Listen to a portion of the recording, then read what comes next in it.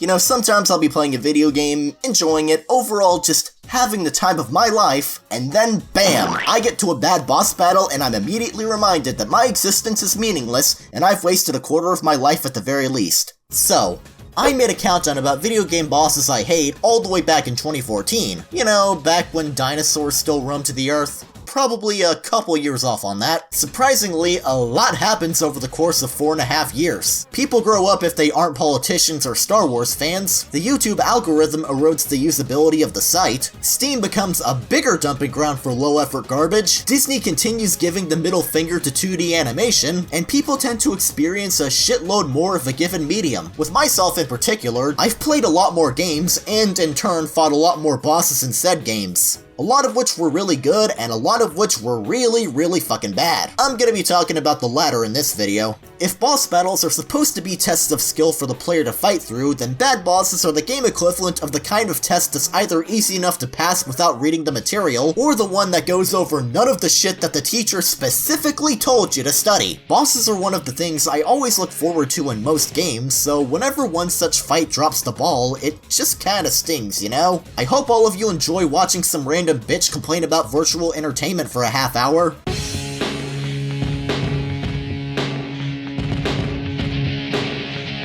How about we start off cheating and put an entire roster of terrible bosses on here? I normally wouldn't do that, but then again, I normally don't encounter a selection of bosses as consistently horrible and mentally exhausting as the ones that Metal Gear Solid Peace Walker has to offer, so here we are. And to be fair, there are about 10 bosses in the game, so I'll extend the video to a top 19 right now.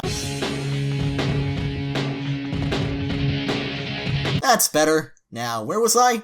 Oh yeah. Fuck literally every single boss in this game. I'm honestly blown away by how literally every fight in the game feels just as uninspired as the last, and suffer from all of the same fundamental flaws no matter what they try to do. I guess that happens when half the roster is basic bitch uninspired military vehicles, and the rest make battles against giant robot tanks boring. Every single boss in Peace Walker is a bullet sponge. No matter which one you're fighting, they all take an eternity to kill because somebody apparently thought giving them ludicrous amounts of health was a good idea. I get their armored vehicles, but you know, maybe design an actual unique strategy or scenario for the player to experience, or at least anything that's not this shit. Compared to Raiden taking on an entire arsenal of Metal Gear Rays, fighting the Hedgehog while escaping a Russian compound via motorcycle chase, and a one-on-one mech battle, wandering around a bland empty arena repeatedly shooting the slow target that barely attacks you for 10 hours straight, ain't very exciting. Rubbing salt in the wound, no matter what weapons I had, it never felt like I had enough ammo to kill the boss without having to call in a supply drop. Even when I had every last bullet and every last explosive hit the boss's weak point, I still needed a supply drop. I don't know, maybe my weapons just really sucked, but that's still bullshit. Did I mention this is the same thing for every boss in the game? Because it's the same thing for every boss in the game. No matter how different they seem, run around shooting non-stop while trying not to fall into a coma, and congrats, you know how to defeat a Peace Walker boss. And yeah, other Metal Gear Solid games had you occasionally fight generic military vehicles,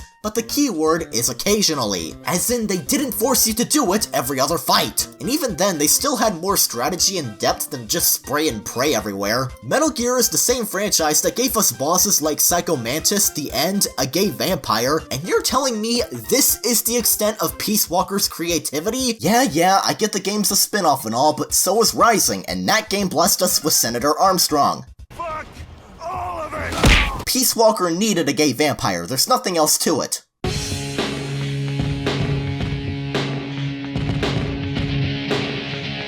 Peace Walker can go to hell, so let's talk about MadWorld, a game that actually has good bosses. This game basically lives or dies on the quality of its boss fights. They're pretty much the main attractions of the game, and when one of the bosses from the overall excellent lineup sucks balls, you can just feel the impact of their shittiness amplified. You spend so much time in every stage racking up a high enough score to unlock access to the big baddie, expecting something kick-ass. More often than not, that is the case, thankfully, but it still sucks when instead of all of that build build-up paying off with something awesome, you get Frank and immediately need painkillers. Or at least you would if his attacks weren't as easy to avoid as standing in the far back of the arena and dodging despite not actually moving out of the way. I'm not even joking, standing in the very back makes it so Frank's attacks cannot ever make contact with your hitbox when evading, regardless of how much room you've got. It's kind of a problem when it's this simple to exploit a boss battle. Probably should have fixed that during development. The entire strategy for a good portion of the fight is get close and attack him a bit, fall back when he starts winding up his one slow telegraphed attack, and repeat until power struggle. Bland. Frank is stuck down in a pit for the entire fight and never even attempts to get on your level, despite there being a staircase that he could easily walk up. Yet another moron gets defeated by their opponent having the high ground apparently.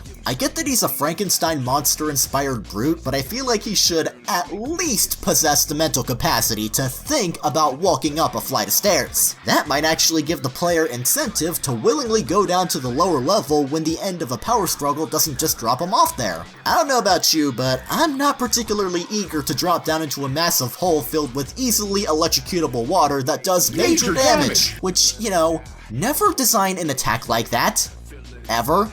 It's always bullshit, and to make it all worse, there's a really good chance that Frank will sit down in an electric chair, regenerating his health at a stupidly quick rate. You can still hit him and negate some of his healing, but he's still gonna recover a decent amount of health no matter how much you attack him while he's sitting down. Either way, this boring, tedious boss fight is still gonna drag on that much longer. You've also gotta appreciate the finer detail of Frank possessing the knowledge to activate a device that heals all wounds caused from a chainsaw, yet he can't walk upstairs. I guess the finisher's alright, but yippee, this terrible boss ends with a kinda cool finisher. Whoop-de-goddamn do. Next.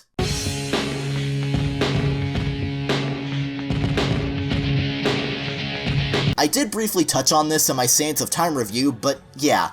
That one fight with the prince's father, I feel the urge to compare to a hemorrhoid. I'm not entirely sure why, but I think it probably has to do with the boss just really sucking. Here's a bit of friendly advice. If you're designing a boss fight and the main challenge comes from a bunch of enemies spawning in rather than the boss itself, scrap everything you've done and start over. You fucked up. Try again. Most of this fight is fending off random mooks so you can eventually just focus on fighting your dad alone. And these enemies just happen to be one of the stronger types that you fight throughout the game, so yeah, much appreciated Ubisoft. Focusing on an enemy is extra enjoyable when you get gangbanged by 3 other dudes from all sides, unable to defend yourself or get out of the way. Don't get too attached to your health bar because it has the lifespan of a mayfly with these assholes in the room. They can take away half your life in one fell swoop with a single combo. It'd be one thing if you had to deal with maybe a single wave of enemies at the start, but no, kill one and another immediately spawns in to take their place. They never stop.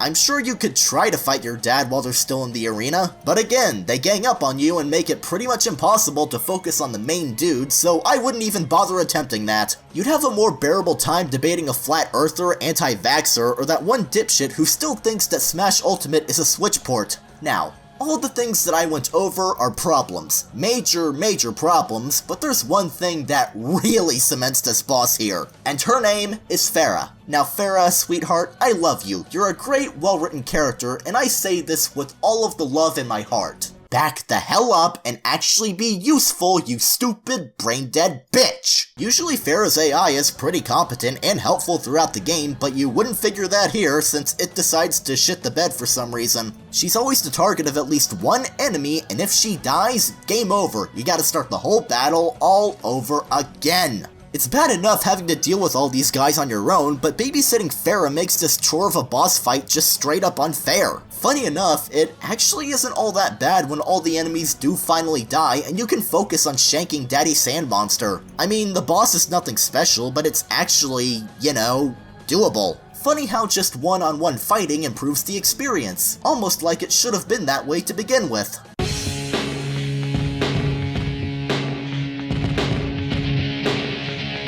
When it comes to the God of War series, there's a lot to love and appreciate. The simple but fun combat, impeccable presentation, storytelling that's amazingly terrible, a complete dumpster fire of a main character, both of which thankfully got fixed with the newest game, and I suppose the bosses are pretty neato too. It's hard to really find an actually bad fight in a God of War title. They're often the highlights of these games, and even the weaker bosses are at worst just okay rather than terrible. And then we get to this Scorpion bitch. First of all, Giant Scorpion, are you for real? In a game where you fight Poseidon, god of the sea, as the first boss, and freaking Kronos, which is almost a level in and of itself, you couldn't squeeze out something just a little bit more creative than this? There is a large plethora of creatures in Greek mythology that you could have easily picked from, and you go with a stupid-ass scaled-up scorpion? Sheesh, talk about uninspired. The imagination is just overflowing, and the fight is absolutely incredible. In some alternate bizarro dimension, but here, the boss is terrible. My least favorite weapon in God of War 3 would probably be the Nemean Cestus, so naturally, it's the only weapon that you can use to attack Scorpius and do damage to them. Now, this might just be a me thing, but the weapon feels way too bulky and it doesn't even make up for it with strength, since every hit that you land feels like a weak puff of air. You can imagine how much fun it probably isn't to attack a fast-moving target while wielding this thing, so naturally the weak points are on Scorpius's legs, which love to move constantly and trip you up mid-attack. It takes a fair bit to destroy the armor off of one leg, let alone all 6 of them, and the main body on top of that, so have fun not having fun. I understand wanting to make a weapon useful, but there's a fine line between incentivizing a player to utilize a weapon and restricting them to it by making every other tool literally useless under specific circumstances. It's especially insufferable when dealing with a boss this annoying, since I just want to use anything else to attack, but I can't because some ignoramus wouldn't let me.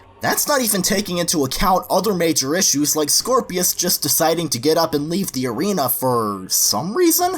Enemies easily bum-rushing you, as if I didn't have to deal with that enough in the last entry, and hitboxes that are the definition of bullshit. Look at this clip. Kratos took damage from the attack when neither of the character models so much as made contact with each other. What, did he get hurt by some shockwave or something? What a pussy. Whatever. I don't know. I don't care. Fuck this thing. Did I mention this boss follows up Kronos in the game's lineup? I'd say it's a bit of a step down in quality.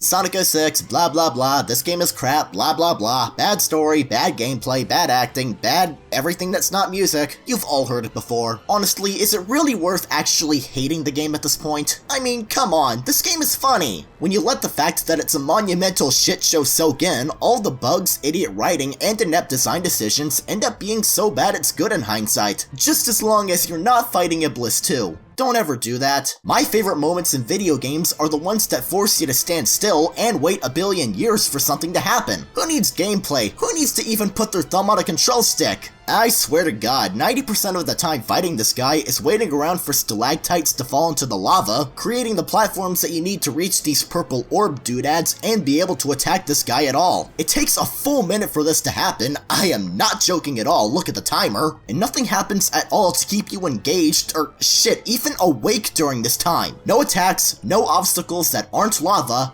nothing. Okay, to be fair, sometimes you see an attack from Iblis in the same way that you sometimes see a solar eclipse. Occasionally once every 7 years or so. It'll either be a mile away from you by the time it hits because of how blatantly telegraphed and slow it is, or you'll get fucked over by the camera and take a hit because the game's development time was shorter than the lifespan of a mayfly. Every hit you eventually land on Iblis gets followed up by 30 seconds of your character flying up in the air while the game takes its sweet time resetting the pattern. As if this boss didn't do enough to waste everyone's time with the waiting game and the loading screen in between cutscene and gameplay. This is, and still would be, garbage boss design in every other video game ever made, but it's all the more insufferable when you remember this boss is in a Sonic game. In a series known for fast-paced action, at least in the titles that aren't garbage, a battle as deliberately long and dragged out as this clashes horribly and becomes all the worse. You could beat multiple bosses from other Sonic games and the amount of time it takes to even get a chance at drawing Iblis in. I'm sure that you could make the argument that a boss like Silver the Hedgehog is objectively designed worse, but at least that fight is fun to break and can be done with pretty fast. Any bug or exploit you could use here is only gonna help so much. and so much doesn't do anything to make this not boring. Also, you fight him twice in the game. Good.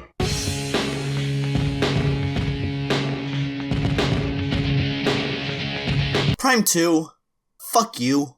I love you, I think, but fuck you. If Metroid games were like family members, Echoes would be the problem child. Deep down, you know it's good, there's a lot to like about it, but it pulls so much crap that makes you irritated and want to smack it across the head, telling the game it's grounded, grounded, grounded. The Spider Guardian is the biggest offense from this delinquent. If you've ever thought, what's a cool idea for my video game and how can I completely botch it? Take some inspiration from this. Alternatively, be a decent human being and don't. The Spider Guardian is a boss that you fight exclusively using Morph Ball. I actually kinda like this concept, but the problem is that they, well, fucked it up. You have to lure the Spider Guardian into these electric traps by bombing him and activating these switches which lower platforms, changing what direction he's going. It'd be manageable, possibly, if the arena design for this boss wasn't AIDS on toast. The entire space is so cramped and you have no room to maneuver around. Most of what you roll through are tight spaces that make it really easy to get cornered or thrust into wherever the Spider Guardian happens to be, subsequently taking a hit which drain about a third of a life tank. There's a lot of jumping here, so of course, 99% of the Morph Ball platforming involves pixel-perfect placement to get through holes that are only just big enough for you to fit through. The Morph Ball controls and physics of the Prime trilogy simply weren't designed with this much timing and precision in mind. Or at least they don't account for added pressure from some little shit constantly getting up in your business and forcing you to rush out of the way, with controls specifically designed for slow and meticulous navigation. All that sounds horrible, and it is, but the third phase is where all the issues are the most apparent by far. In addition to all the crap I brought up, you now have to activate 3 of the switches instead of just 1, all the while forcing you to activate the switches on a really strict time limit to do the last few blows. You've also got to position yourself on top of sloped platforms, which is easier said than done considering the physics you're stuck with. I'm at least happy I fought this thing in the Wii version since you have the spring jump, whereas you're stuck with bomb jumping in the GameCube version. But yippee, one minor improvement, the difference is night and day. Except not really, because the boss is about as fun as getting your dick sawed off. Next.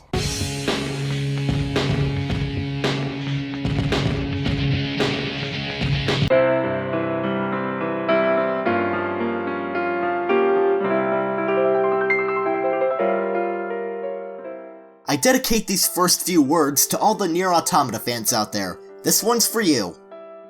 Hegel can go drop off a cliff, get impaled by sharp rocks, and die. Automata, you're such a good game. What on earth happened to spawn this abortion of a fight? From what I can gather, pretty much everybody agrees that Hegel is a really badly designed boss. My internet friends hate it, random YouTube commenters hate it, even your cat hates it. That's how you know you fucked up. At least I'm not gonna piss anybody off for saying this fight is garbage. The whole thing takes place in a sandstorm that makes it 10 times harder to see the boss, and in general brings visibility down to -58. It doesn't really help that Hegel is too big a target for your camera to keep proper focus on, or that the boss has a frequent tendency to break its body into several different pieces and spread them all over the arena. There's no effective way to keep track of all of them at once, so when your attention is on attacking one piece of this giant robot centipede bitch, getting screwed over by attacks off-screen is all but guaranteed to happen. Hell, even when you do have sight of what's attacking you, avoiding the attacks is still a royal pain in the ass. The arena is just a cluttered mess where it's impossible to make anything out. Look at this! It's a bunch of incoherent shit flying across the screen, obscuring your view even more than the stupid sandstorm already does. Not helping that many of the attacks are these obnoxiously bright lasers that I'm fully convinced are made even brighter by the fact that they're inside a particle cloud. This whole sequence is a monumental eyesore, and that's not me exaggerating either. Even just looking at footage of this boss gives me a headache and hurts my eyes. Another thing is that this boss introduces A2's Berserker mode, or at the very least it tells you about it. I think it's supposed to be like Dante's Devil Trigger, but I have no way of confirming that since trying to use it against Hegel made me never want to use this ability again. It causes your health to drain, and in an arena with this much shit that can hurt you, welcome to Robot Hell, dumbass. And yeah, one line of dialogue does warn you about the effect, but it's a new ability introduced to the player and they're gonna try it out at least once, if only out of curiosity. It could have at least been introduced in an environment more forgiving of its usage than this fucker. What purpose does Hegel even serve in the plot? He's just a giant centipede that comes out of the ground, tosses you into this ungodly train wreck of a boss battle, and is never brought up again. It feels more like an optional secret boss that somebody half-heartedly tossed into the main story, but even looking at it that way, this battle is just garbage. You should have just let me fight the opera lady again. That was fun. I want fun. This isn't fun.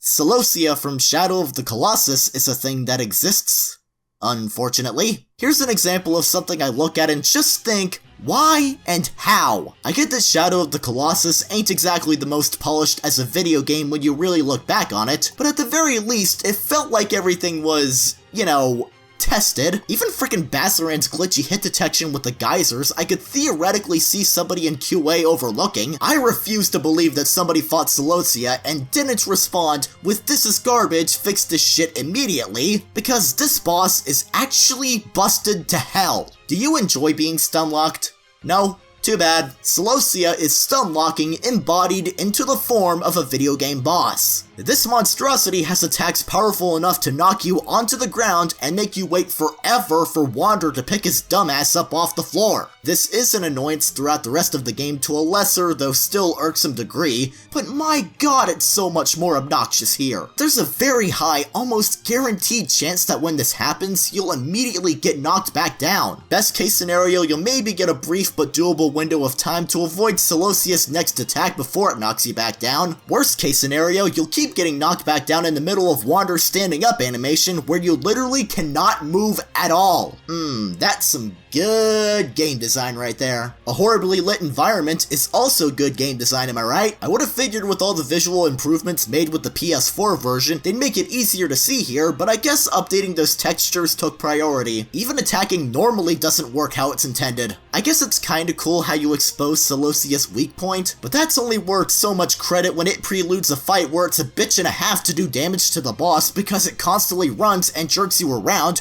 rendering most attempts to charge up a strike moot. And may I kindly ask why I'm fighting a boss this small in a game that's main selling point is killing large colossal creatures? In a game titled Shadow of the Colossus, I'm expecting to fight, you know, a Colossus. This looks like a rejected design for Dark Beast Ganon whose model got scaled down. The only good thing here is the music, but even then, the track was already used for a much better fight earlier in the game, so oof. That about sums up this whole thing. Big frickin' oof.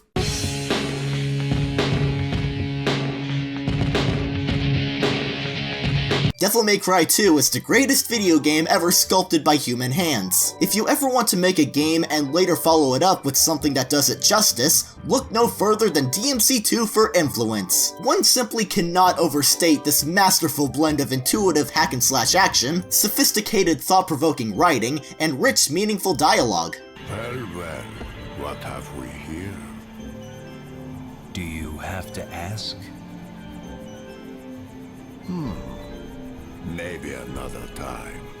Simply divine. The crowning achievement of this title is the boss fight simply known as the Infested Chopper. What's brilliant about this fight is how it betrays your expectations. In a game franchise like Devil May Cry, you'd expect bosses to be something along the lines of demons from the underworld or some one-on-one fight with a dipwad, but here you fight just a normal, plain helicopter. Probably sounds lame, uninspired, just overall devoid of any form of creativity or imagination. You know, if you're a complete dumbass, but for higher intellectual types like me, this is brilliant. It's different, and everything that does something different deserves praise for that. Ain't that right, Other M? The battle is just as exhilarating as the design and concept. The generic helicopter fires generic bullets and generic missiles at you, while generically flying around to the generic environment while a generic guitar riff plays. The helicopter is always out of your reach, so fill that bitch up with lead. Often it goes off camera, a clever strategy on the boss's part. You might say this is bad game design, but it's not. You just have to trust in your own abilities to hit a target you can't see. It's like Luke Skywalker destroying the Death Star.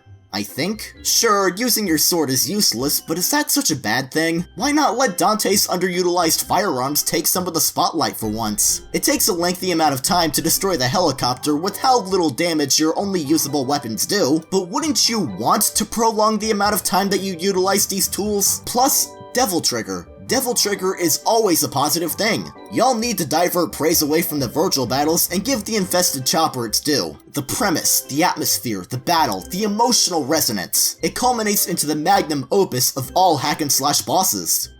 In some alternate fucked up reality maybe, but in actuality, the infested chopper is trash. It's been a while since I've done this, but I'm gonna list off a few dishonorable mentions before we finish off the video. Ely Mouse from Super Mario Sunshine with its ironically terrible underwater controls in a game that's 90% water, the Watcher Knights from Hollow Knight for having you deal with 2 random attack patterns at once for the entire fight while killing 6 dudes, Muse from Tales of Xillia because being limited to 1 party member with a combat system that heavily emphasizes working together with other party members is unsurprisingly cancer, Rocco from Crash Bandicoot The Wrath of Cortex. I like the Altosphere levels in the game, but that gameplay style meshes with bosses about as well as gravy on pineapple. Young Xehanort from Kingdom Hearts 3D is a reminder that mankind is flawed enough to allow young Xehanort from Kingdom Hearts 3D to be a thing that exists. Georg from Majora's Mask 3D. Fuck this boss.